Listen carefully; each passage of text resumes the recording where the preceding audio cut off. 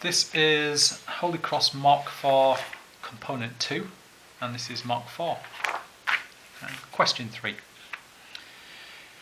Name some structures in a flower. So hopefully you've learnt a bunch of this. So we've got A, which is kind of generally a kind of greeny bit of the stem, top of the stem, the bulgy kind of bit, and that is the receptacle. And see this long stick-like thing with the anther on the top.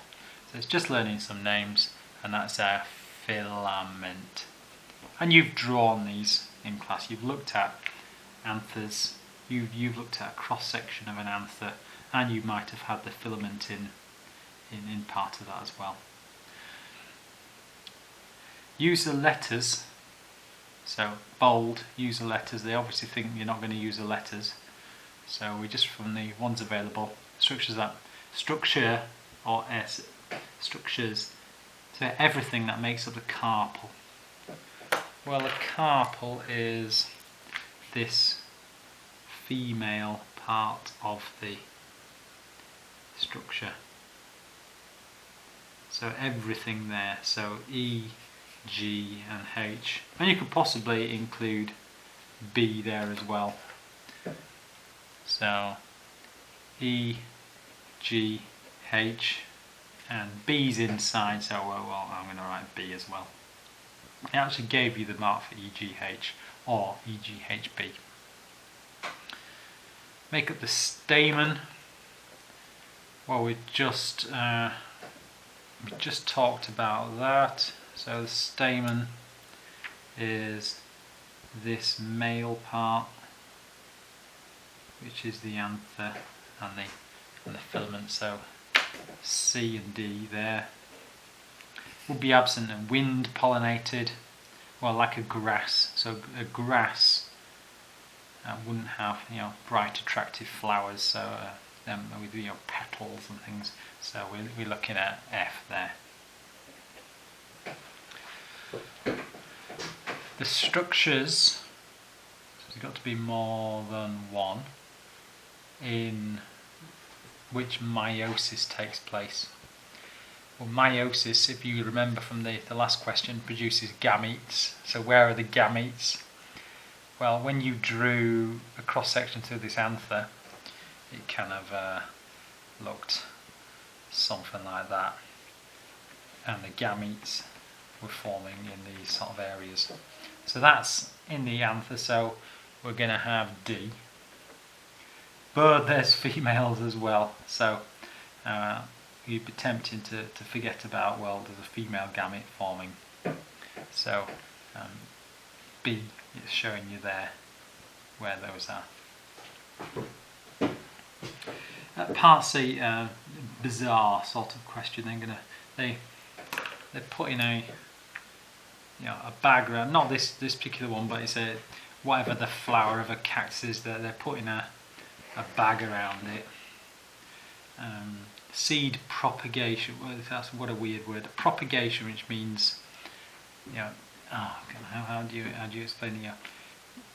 Becoming more available or getting it, that sort of, So instructions for getting more seeds, or that's the best way of describing it. Put it in a bag, and when the flowers are ready, whack the bag. And so what deductions about pollination? Well, when you're whacking the bag, it's gonna make pollen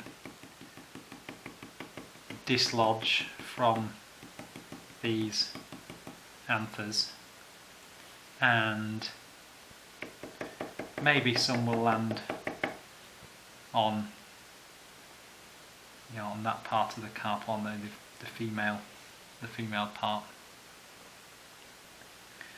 So that's sort of what's happening. So would it be would it be insect or wind pollinated if you can throw kind of whack one from the other? So it's probably, I would suggest wind pollinated, but who knows? It accepts insect or wind pollinated. What are they trying to do with the bag? They're trying to prevent pollen from the outside coming in, I don't know, and reaching this stigma.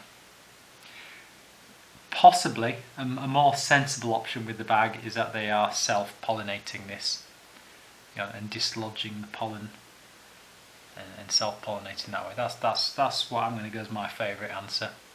So self-pollinated. So they're trying to make seeds by using the technique. So I would suggest to me it could be self-pollinated with pollen being transferred. Pollen can be dislodged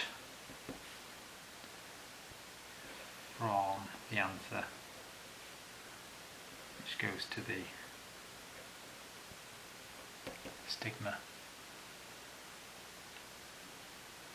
And you could actually explain this this bag. You could suggest the bag stops the pollen from escaping.